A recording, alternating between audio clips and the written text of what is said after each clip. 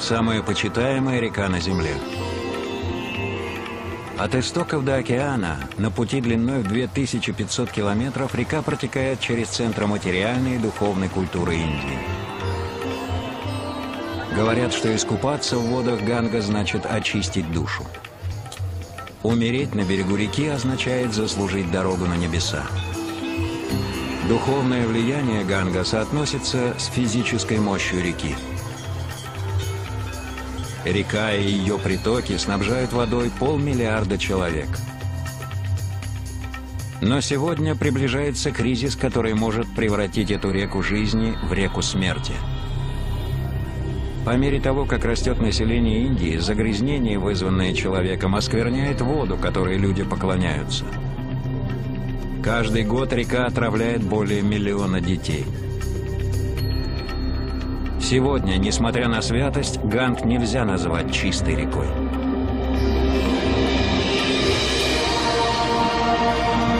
Реки жизни. Ганг.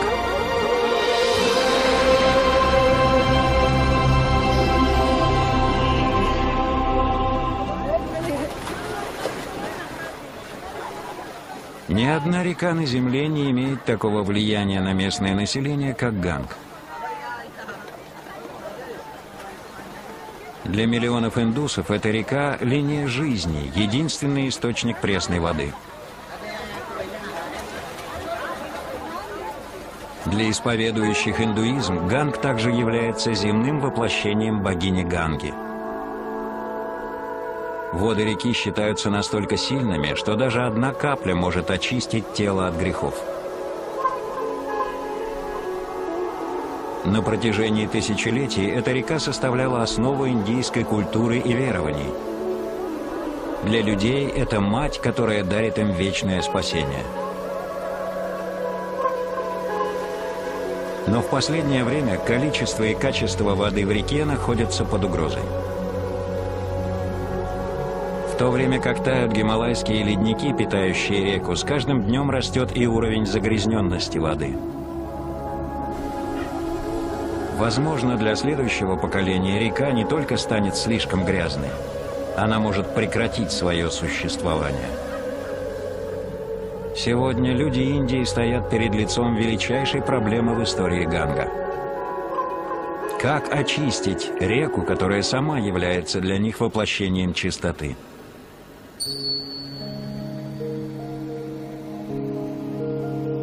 В индуизме обычной воде приписывают необыкновенные свойства.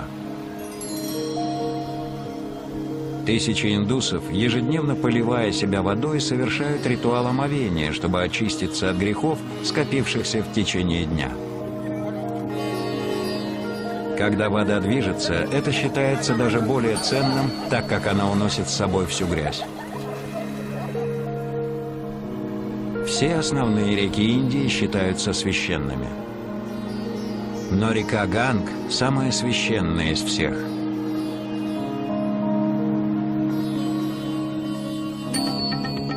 От истоков в Гималаях до дельты в Бенгальском заливе Ганг формирует бассейн, который снабжает водой 1/10 населения Земли.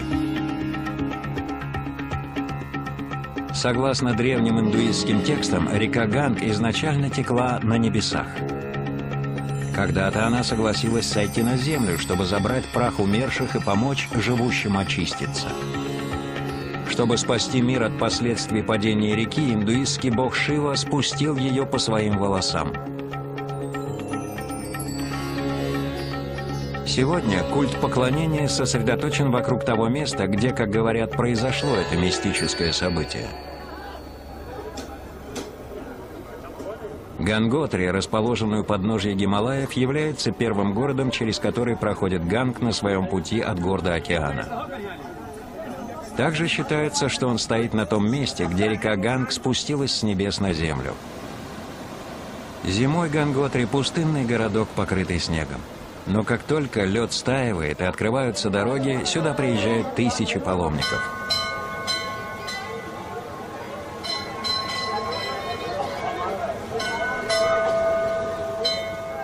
Для индуиста посещение Ганга в Ганготри является одним из самых сильных видов паломничества.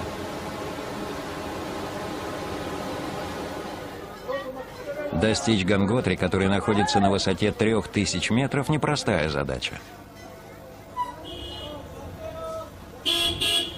Большинство паломников проделывает многодневный путь по ненадежным горным дорогам в переполненном автобусе.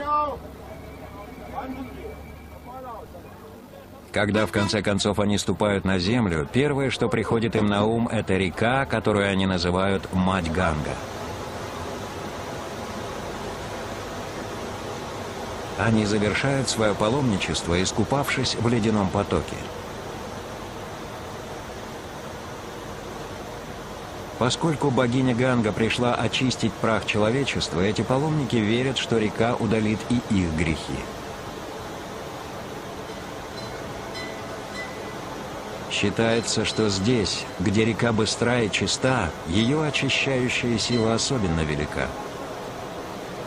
Чтобы поблагодарить реку за очищение, паломники могут помолиться в храме, построенном, как говорят, на том самом камне, на который сел бог Шива, чтобы принять Ганг в свои волосы.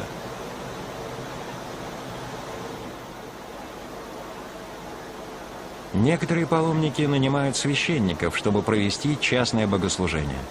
За несколько рупий служители культа от имени паломника приносят жертвы матери Ганге.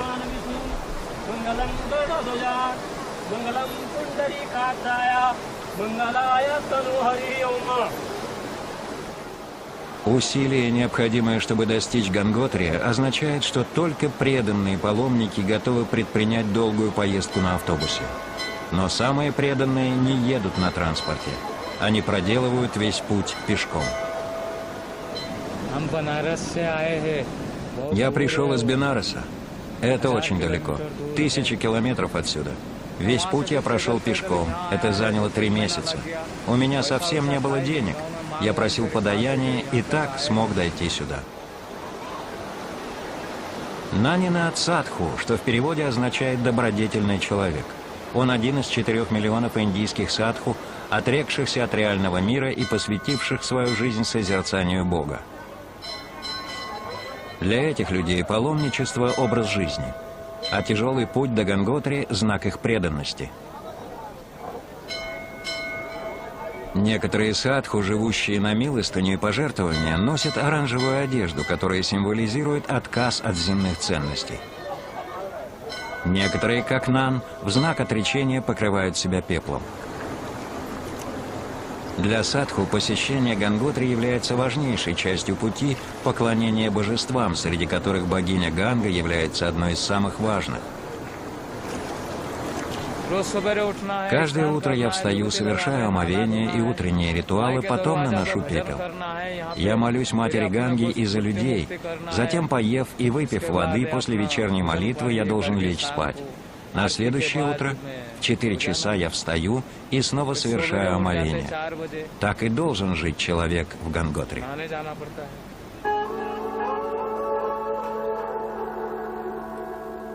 Но для самых верных паломников Ганготри не конец пути. Многие проходят еще 17 километров вверх через ледник Ганготри, чтобы достичь ледяной пещеры Гамук. В переводе название пещеры означает «коровий рот». Здесь находится молочно-белый ледниковый источник, из которого берет начало Ганг. Индуисты считают, что воды духовного источника реки обладают наивысшими очищающими свойствами. Но со временем точное местоположение родника поменялось, так как ледяные глыбы, питающие реку, отступили. Ежегодно ледник Ганготри уменьшается на 25 метров. Этим можно объяснить некоторую путаницу в священных текстах, связанную с определением истоков Ганга. Сегодня ледниковый источник, питающий реку, находится в пещере Гамук, но 4000 лет назад, когда были написаны священные тексты индуистов, ледник мог доходить до Ганготри, тем самым давая основания для появления легенды о том, что именно здесь Ганг упал на землю. Эксперты предупреждают, что с такими темпами к 2035 году ледник может исчезнуть, и тогда священный поток Ганга окончательно высохнет. Для людей, душа и тело которых зависят от вод Ганга, последствия этого процесса могут оказаться катастрофическими.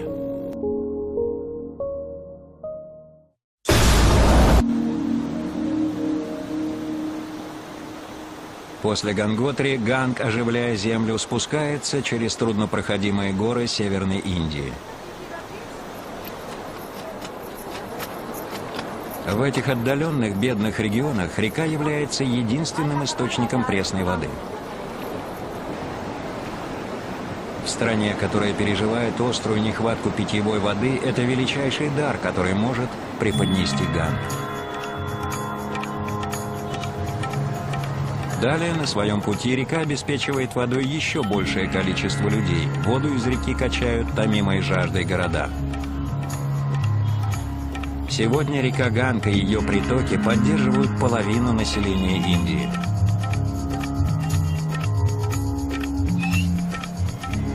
Река не только утоляет жажду людей, но и питает их скот и удобряет их землю.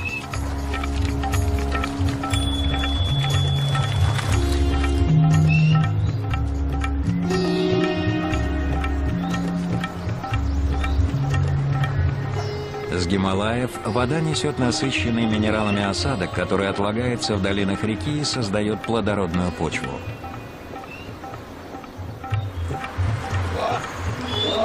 Неудивительно, что люди видят в дарах реки благословение богини.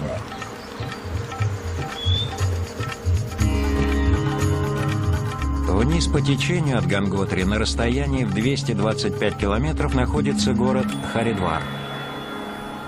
Харидвар почитается как место, в котором Ганг покидает горы и сходит на равнины, становясь силой, питающей землю. Каждый год 18 миллионов человек посещают город, чтобы отпраздновать этот ключевой момент в жизни реки.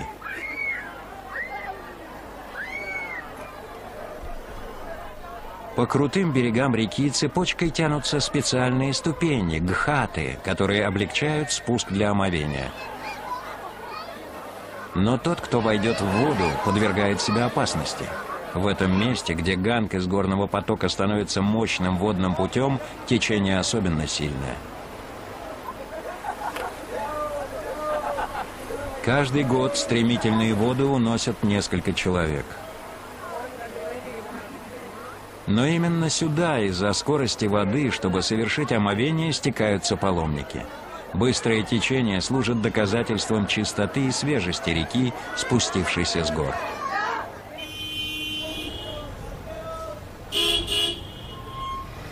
Кроме того, Харидвар – один из первых крупных городов у Ганга, до которого можно легко добраться по дороге. Это делает его одним из самых популярных мест паломничества в Индии. Поскольку посещение Ганга хотя бы раз в жизни является религиозным обязательством каждого индуиста, путешествие в Харидвар дает всей семье шанс исполнить свой долг. Город готов удовлетворить потребности религиозных туристов. Из тени своих деревянных укрытий индуистские священники предлагают широкий спектр услуг, от размещения до проведения религиозных церемоний.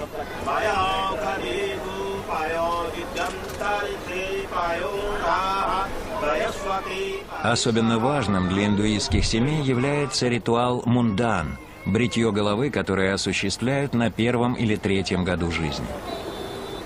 Волосы новорожденного символизируют нежелательные черты из прошлых жизней. Чтобы ребенок не переносил плохие качества из прошлого в настоящее, голову бреют, а старые волосы бросают в Ганг для очищения.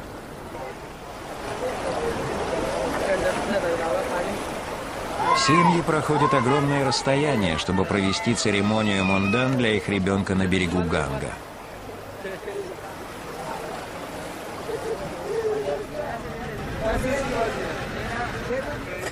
Перед тем, как покинуть Харидвар, даже самые набожные туристы покупают сувениры на память о посещении города. К самым популярным относятся запечатанные бутылочки с водой реки, так называемые гангаджалы. Этикетка обещает, что, добавив несколько капель в вашу ванну, вы избавитесь от болезней и очиститесь от грехов. Но большинство местных покупает пластиковые бутылки и самостоятельно наполняет их. То, что на первый взгляд кажется дешевым подарком, на самом деле является самым ценным, что можно привезти домой. Индуисты верят, что Ганга-Джал обладает сверхъестественными свойствами. Утверждают, что вода Ганга, вне зависимости от срока хранения, не портится и остается свежей даже на воздухе. Считается, что комары не могут размножаться в Ганга-Джале.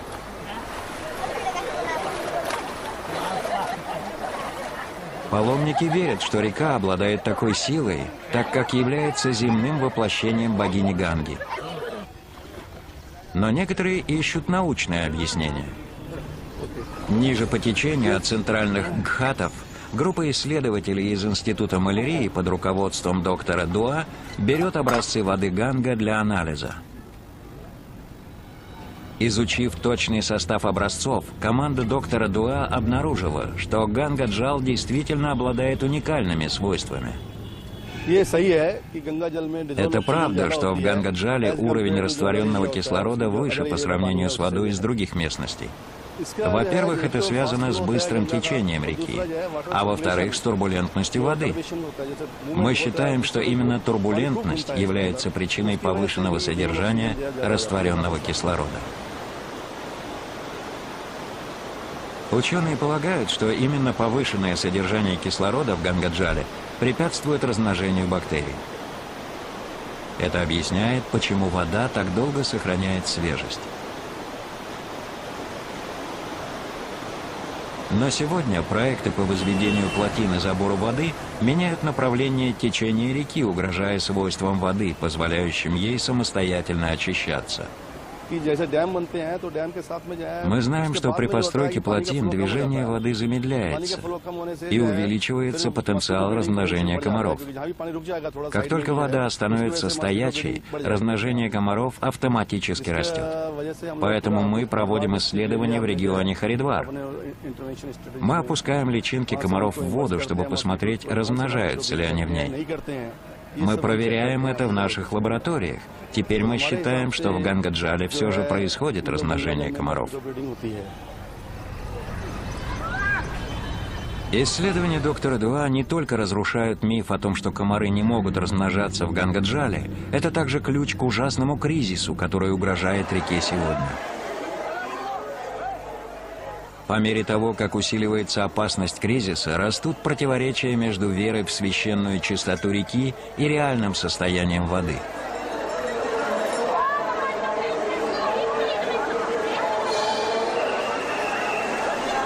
Когда на Харидвар опускается ночь, паломники собираются на вечернюю молитву Ганга-Арти, что в переводе означает «поклонение реке».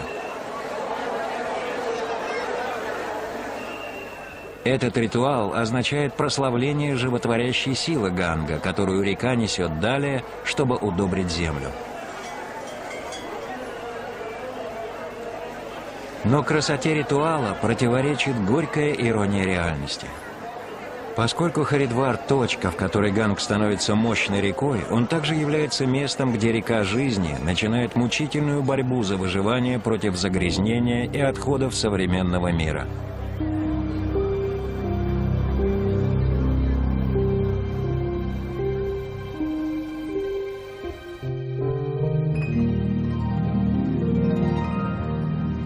Когда Ганг оставляет позади Гималаи и Харидвар, прибрежный ландшафт резко меняется.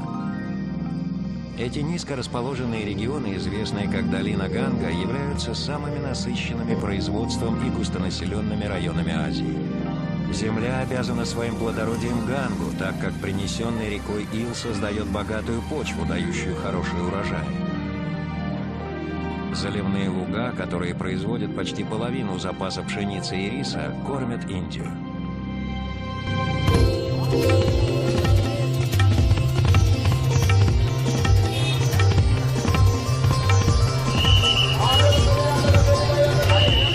Неудивительно, что Ганг почитают как реку созидания и изобилия. Исключительно высокие показатели рождаемости, которым способствует и плодородие реки, к 2030 году увеличат население Индии до показателя в 1,5 миллиарда человек. К этому моменту Индия превзойдет Китай как самая густонаселенная страна мира. Но рост населения, которому способствует и Ганг, теперь угрожает существованию реки, так как рост городов отравляет реку и людей, которые зависят от нее.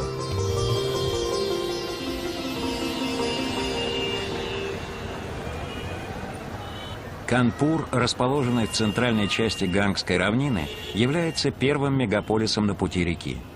Это дом для почти 4 миллионов человек и центр процветающей кожевенной промышленности. На богатых фермах вокруг Канпура наблюдается самая высокая в Индии концентрация крупного рогатого скота, что создает отличные условия для развития кожевенного производства. 350 кожевенных заводов Канпура специализируются на выделке кожи.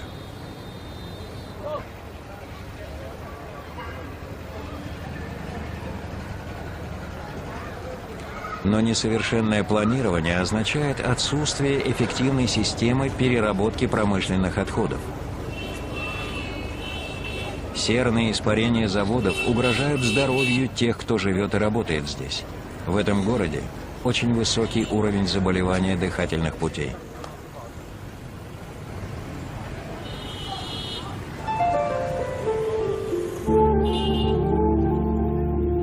Производство опасно и для реки.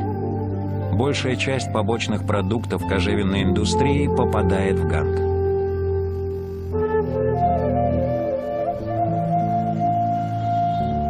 Несмотря на то, что заводы обязаны иметь собственные очистительные сооружения, по крайней мере у половины они отсутствуют.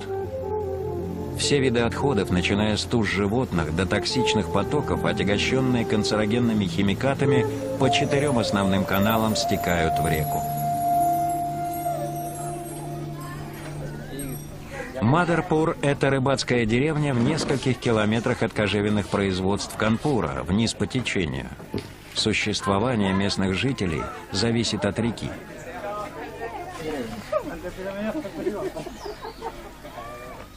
Как вспоминает Кишем Пал-Кашап, раньше рыбная ловля могла обеспечить жителям деревни хорошую жизнь.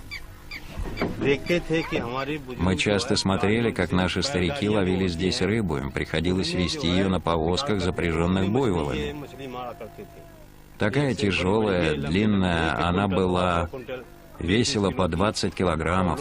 Иногда люди даже не могли ее поднять. К тому моменту, как мы подросли, рыбы становилось все меньше. Некоторые виды рыб уже не появляются здесь из-за плохой воды, которая течет из Канпура. Иногда на берегу скапливается мертвая рыба, и Ганг начинает вонять. Загрязнение воды для большинства видов рыб означает смерть. Местная рыба роху – один из немногих видов, который может выжить в такой воде. Но пойманная рыба оказывается настолько пропитанной токсинами, что становится несъедобной.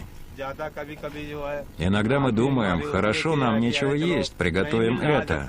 Но потом рыба оказывается плохой, и наши дети из-за этого болеют.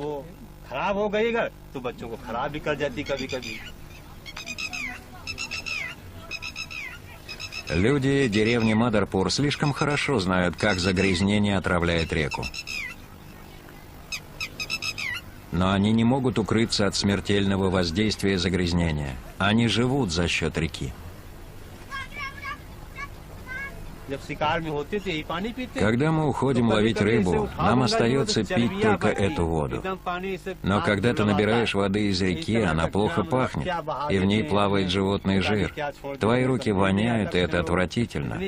Бог знает, что они выливают в реку. Эту воду нельзя пить. Когда ты вот так поднимаешь руку, ты можешь увидеть, что там плавает животный жир.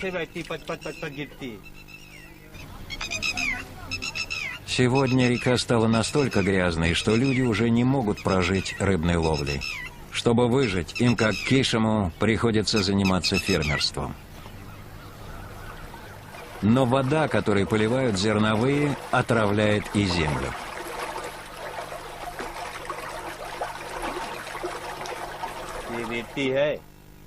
Мы хотим использовать песок, чтобы выращивать овощи, огурцы, дыни. Но мы не можем сажать семена в эту почву, они не прорастают. Даже если они прорастают, когда растение становится большим, оно умирает. Вот так жизнь похожа на ад. По мере того, как продолжается промышленное развитие Канпура, будущее для Кишема и его семьи выглядит все более мрачным. Ежегодно коммерческий рост привлекает в города десятки тысяч новых жителей. Но такая массовая миграция только усугубляет проблему. Ежедневный объем сточных вод в Канпуре составляет 400 миллионов литров в день.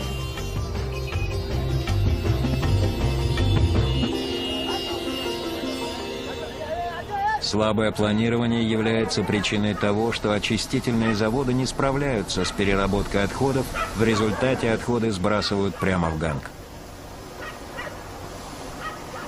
Река представляет смертельную угрозу для людей, которые зависят от нее.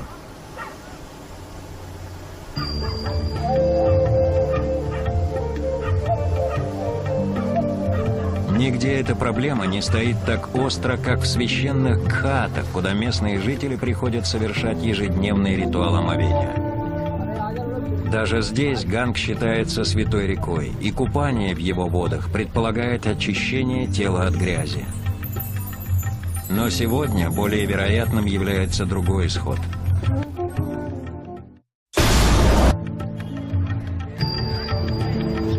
Реальные масштабы загрязнения Канпура становятся очевидными в городской больнице. Около 300 человек в день обращаются сюда с заболеваниями дыхательных путей, вызванными загрязнением воздуха. Количество людей, страдающих болезнями водного происхождения, холерой, диареей, гепатитом, еще больше. Особенно уязвимы женщины и дети. Доктор Кирен Пенди – акушер, которая знает о смертельном воздействии загрязнения на здоровье человека не понаслышке. Если люди пьют грязную воду, то загрязнение проникает в их тело. Заражение гельминтами происходит через воду. Диарея – исключительно водная инфекция. Вирусная лихорадка также начинается через воду. Без сомнения, в смерти и заболеваниях многих жителей Канпура стоит винить загрязненную реку. Но они не могут особо протестовать. Доходы от кожевенного производства двигают местную экономику. Для многих жителей грязный Ганг – достойное сожаление, но необходимая плата.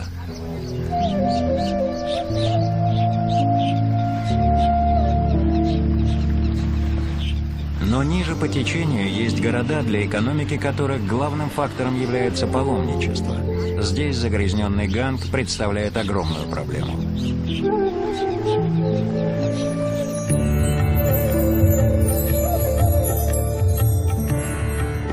Город Аллахабад находится у наиболее священного в Индии слияния рек. Здесь священный Ганг встречается с реальной рекой Ямуна и мифической рекой Сарасвати.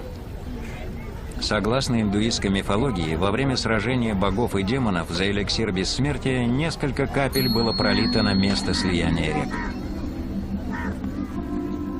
Во время праздника Кумб-Мела паломники собираются здесь, чтобы почтить место, в которое упали капли эликсира. Этот фестиваль – одно из важнейших событий в религиозном календаре.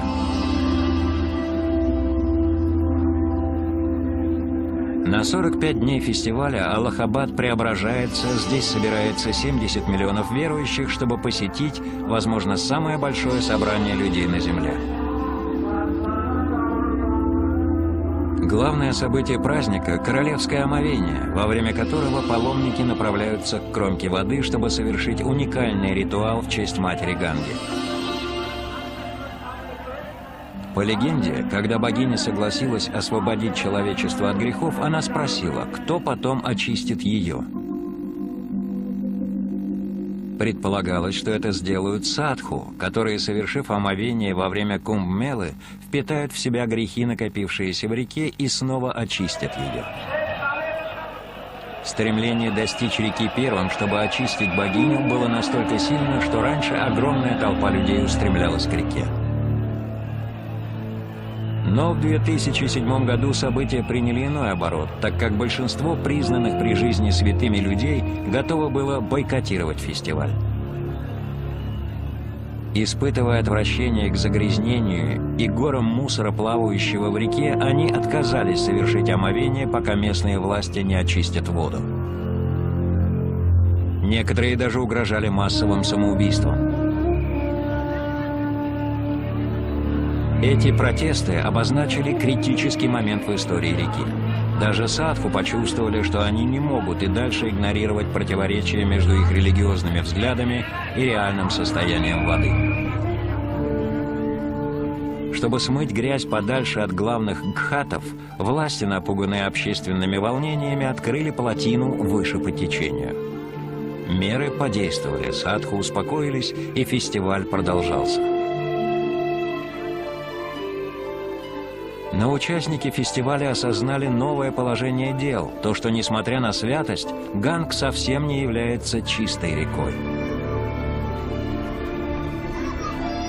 Становится понятно, что нужны интенсивные долгосрочные меры, которые предотвратят превращение реки жизни в реку смерти.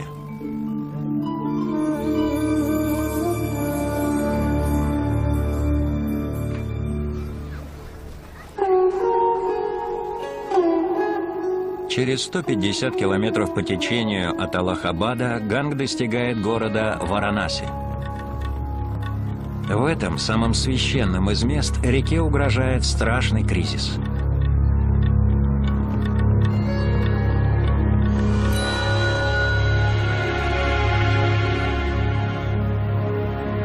Варанаси считают священным домом всех 330 миллионов богов и богинь индуистского пантеона.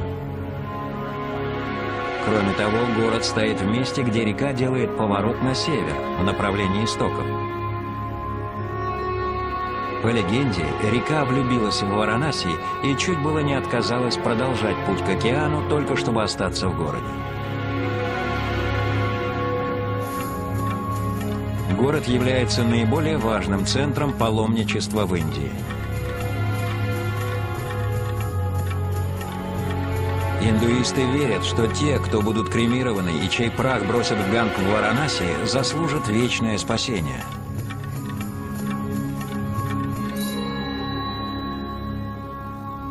Поэтому больные люди со всех концов страны отправляются в отчаянное путешествие, чтобы провести последние дни в этом городе. Эти женщины, живущие в самых примитивных условиях, решили покинуть свои семьи и принять смерть в одиночестве. Сурендра Пасаят заботится о больных и умирающих на берегах реки.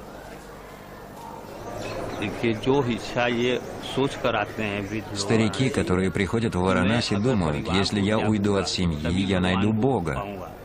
Когда ты жертвуешь одним, ты получаешь другое взамен. Люди приходят сюда, чтобы найти Бога. Взамен на небольшую плату Сурендра следит, чтобы эти женщины получали еду и лекарства за свои страдания. Но для него эта работа значит больше, чем деньги. Помощь пожилым людям дает мне более сильное духовное удовлетворение, чем просто молитва. Я получаю большее вознаграждение, помогая старым людям, чем от поклонения в одиночку. Поэтому я занимаюсь этой работой. Сурендра ухаживает не только за больными, он следит и за мертвыми. Когда эти женщины умрут, Сурендра исполнит их последнее желание, проследив, чтобы их тела были ритуально сожжены на берегу реки.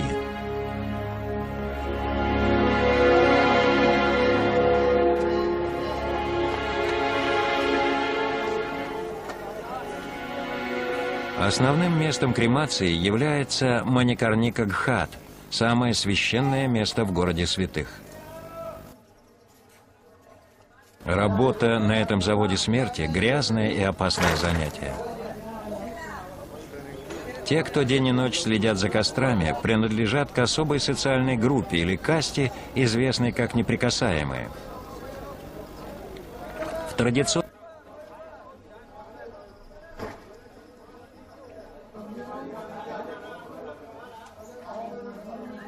они пользуются огромным уважением. Богатые и бедные, люди из высоких и низких каст, покойники и их семьи зависят от того, как эти люди проведут ритуал погребения.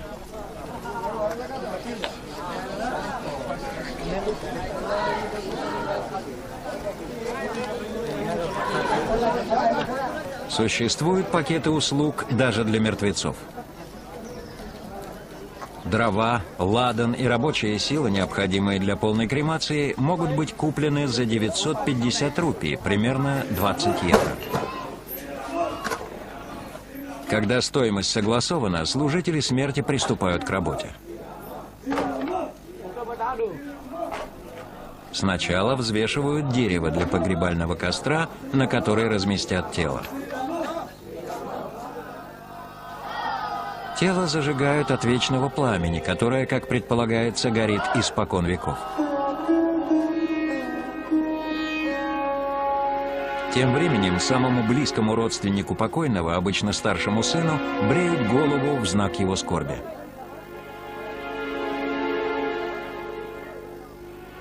После ритуальных приготовлений родственник покойного, чтобы зажечь костер, берет из вечного огня несколько стебельков священной травы куша.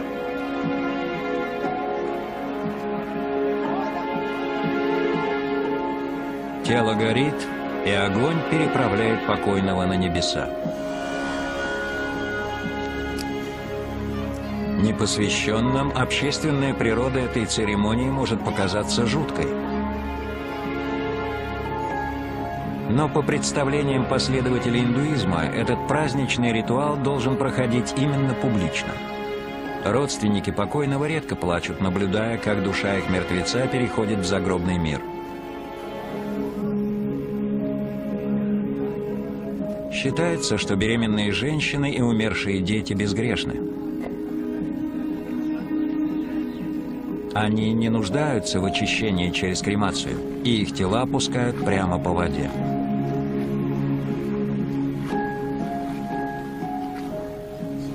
В Варанаси можно часто увидеть, как проплывают тела, завернутые в богато украшенные саваны.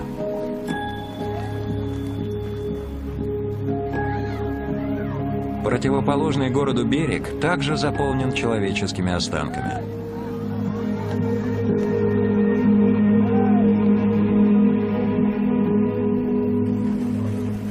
Но, несмотря на это, каждое утро индуисты, ведомые непоколебимой верой в чистоту реки, собираются для омовения. Один из них – доктор Бадра Мишра. Доктору Мишре было всего 14, когда он стал 7-м священником в семье, так как это положение передается от отца к сыну. Также он является профессором гидроинженерии и в полной мере осведомлен о загрязненности реки. Но для него омовение не вопрос выбора, а вопрос веры.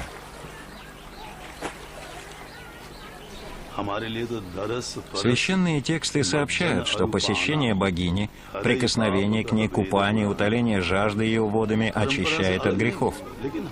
Я не нарушу традиции, но в то же время я не могу просто верить, что Ганг не загрязняется. Это, несомненно, происходит. Поэтому в моем случае можно говорить о сочетании рационального ума и верного сердца. Доктор Мишра верит, что в загрязнении Ганга стоит винить не паломников, а власти.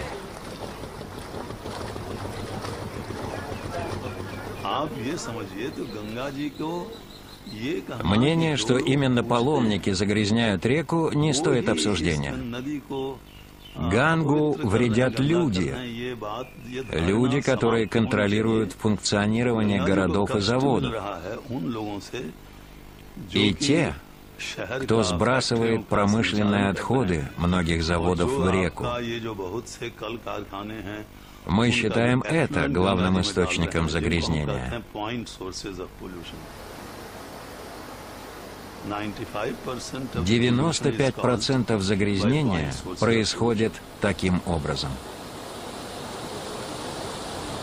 Потрясенный равнодушием властей, доктор Мишра начал свою собственную кампанию по очистке Ганга и организовал исследовательскую лабораторию, которая контролирует уровень загрязнения реки. Сегодня Крупамдаби проверяет в лаборатории образцы речной воды на наличие фекальных калеподобных бактерий, которые присутствуют в отходах жизнедеятельности человека. Попав в организм, эта бактерия может вызвать такие смертельные заболевания, как тиф и гепатит. Уровень содержания в воде фекальных калеподобных бактерий в первую очередь сигнализирует об опасности, которую такая вода представляет для здоровья. Результаты проб воды из Варанаси шокируют. В питьевой воде не должно содержаться более 500 подобных бактерий. Это предел допустимого. Мы взяли пробу на расстоянии 5 метров от берега, так как это самая отдаленная точка, где люди совершают омовение. Они также пьют там воду. Содержание фекальных калеподобных бактерий в этой воде колеблется от 40 до 80 тысяч.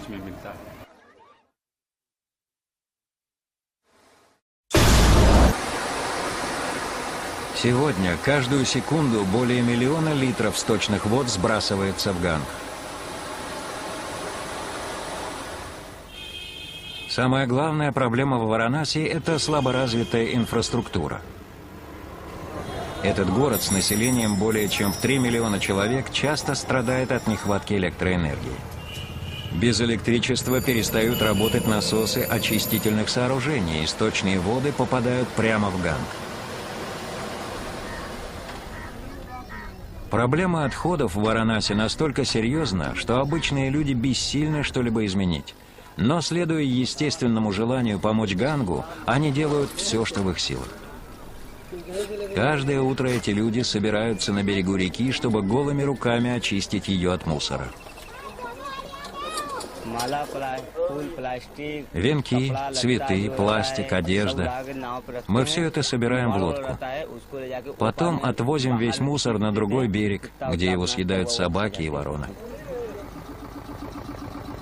Также эти люди собирают плавающие в воде останки людей и священных коров.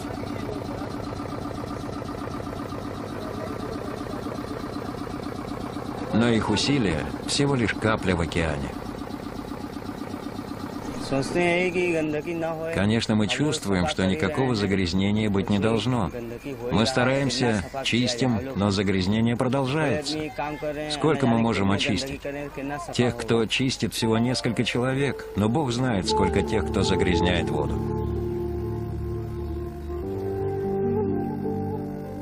Варанаси занимает важное место в истории Ганга. Здесь вечный круговорот жизни и смерти, который ассоциируется с рекой, достигает своей высшей точки. Также это место, в котором естественные науки более чем где-либо находятся в конфликте с религиозными представлениями. Совершенно очевидно, что в Варанаси Ганг совсем не является чистой рекой. Многие заявляют, что вера паломников делает их слепыми по отношению к проблемам. Другие считают, что даже если люди знали бы о загрязнении, они бы все равно покорно совершали омовение. Ганг – проводник жизни. Как рыба не может быть отделена от воды, так и они не могут быть отделены от Ганга. Более того, доктор Мишра убежден, что люди, призванные очистить Ганг, это те, кто верит в чистоту реки. Если я сижу с людьми и рассказываю им, что Ганг стал грязным, что он загрязнен человеком, через 1-2 минуты кто-нибудь встает и говорит: «Ваше святейшество, пожалуйста, не говорите так, это невыносимо. Что вы говорите? Разве мать может быть грязной или загрязненной?» Но когда ты показываешь им, что происходит, они отвечают: «Нет, городские отходы и сточные воды не должны направляться в Ганг. Это должно должно быть остановлено. Любовь и уважение к реке могут стать великой силой, которая нам во многом поможет. Если сила любви на самом деле способна спасти эту реку, тогда еще есть надежда. Ведь ни одну из рек не любят так, как Ганг.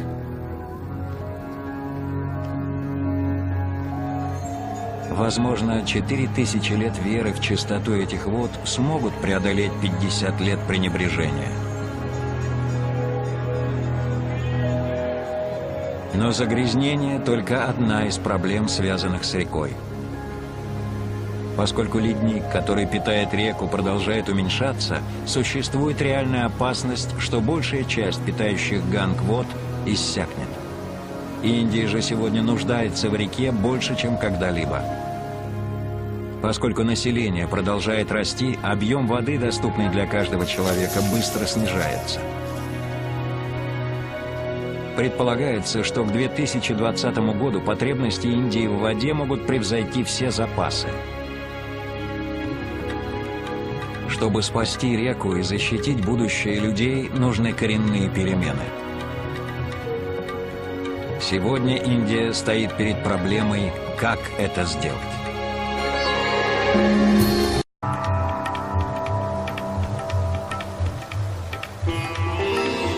Ганг – самая почитаемая река на Земле. От истоков до океана, на пути длиной в 2500 километров, река протекает через центры материальной и духовной культуры Индии. Говорят, что искупаться в водах Ганга значит очистить душу. Умереть на берегу реки означает заслужить дорогу на небеса. Духовное влияние Ганга соотносится с физической мощью реки. Река и ее притоки снабжают водой 500 миллиарда человек. Но сегодня приближается кризис, который может превратить эту реку жизни в реку смерти. По мере того, как растет население Индии, загрязнение, вызванное человеком, оскверняет воду, которой люди поклоняются. Каждый год река отравляет более 1 миллиона детей. Сегодня, несмотря на святость, Ганг нельзя назвать чистой рекой.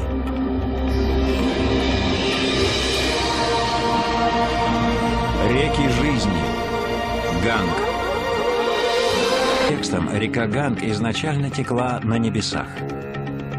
Когда-то она согласилась сойти на землю, чтобы забрать прах умерших и помочь живущим очиститься.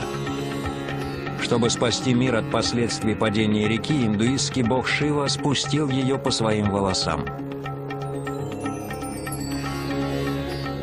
Сегодня культ поклонения сосредоточен вокруг того места, где, как говорят, произошло это мистическое событие. Ганготри, расположенный у подножия Гималаев, является первым городом, через который проходит Ганг на своем пути от гор до океана. Также считается, что он стоит на том месте, где река Ганг спустилась с небес на землю. Зимой Ганготри – пустынный городок, покрытый снегом. Но как только лед стаивает и открываются дороги, сюда приезжают тысячи паломников.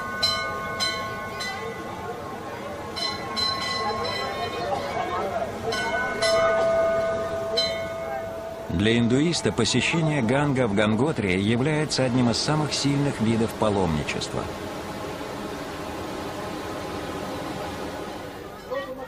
Достичь Ганготри, который находится на высоте 3.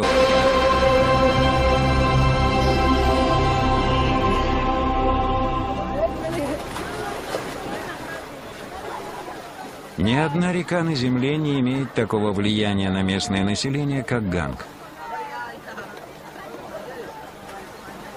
Для миллионов индусов эта река – линия жизни, единственный источник пресной воды.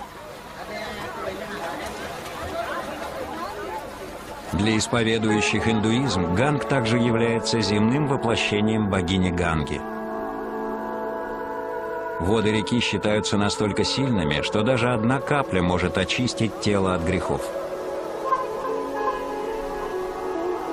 На протяжении тысячелетий эта река составляла основу индийской культуры и верований. Для людей это мать, которая дарит им вечное спасение. Но в последнее время количество и качество воды в реке находятся под угрозой. В то время как тают гималайские ледники, питающие реку, с каждым днем растет и уровень загрязненности воды. Возможно, для следующего поколения река 2000 метров – непростая задача.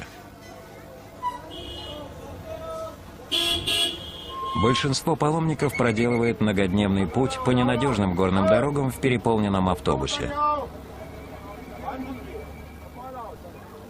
Когда в конце концов они ступают на землю, первое, что приходит им на ум, это река, которую они называют «Мать Ганга». Они завершают свое паломничество, искупавшись в ледяном потоке. Поскольку богиня Ганга пришла очистить прах человечества, эти паломники верят, что река удалит и их грехи. Считается, что здесь, где река быстра и чиста, ее очищающая сила особенно велика. Чтобы поблагодарить реку за очищение, паломники могут помолиться в храме, построенном, как говорят, на том самом камне, на который сел бог Шива, чтобы принять Ганг в свои волосы.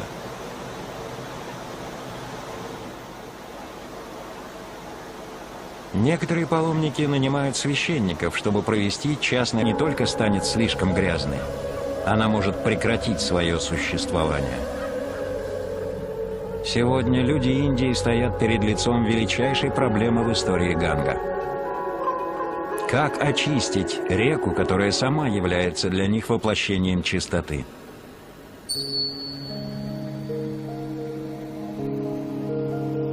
В индуизме обычной воде приписывают необыкновенные свойства. Тысячи индусов, ежедневно поливая себя водой, совершают ритуал омовения, чтобы очиститься от грехов, скопившихся в течение дня. Когда вода движется, это считается даже более ценным, так как она уносит с собой всю грязь. Все основные реки Индии считаются священными. Но река Ганг – самая священная из всех.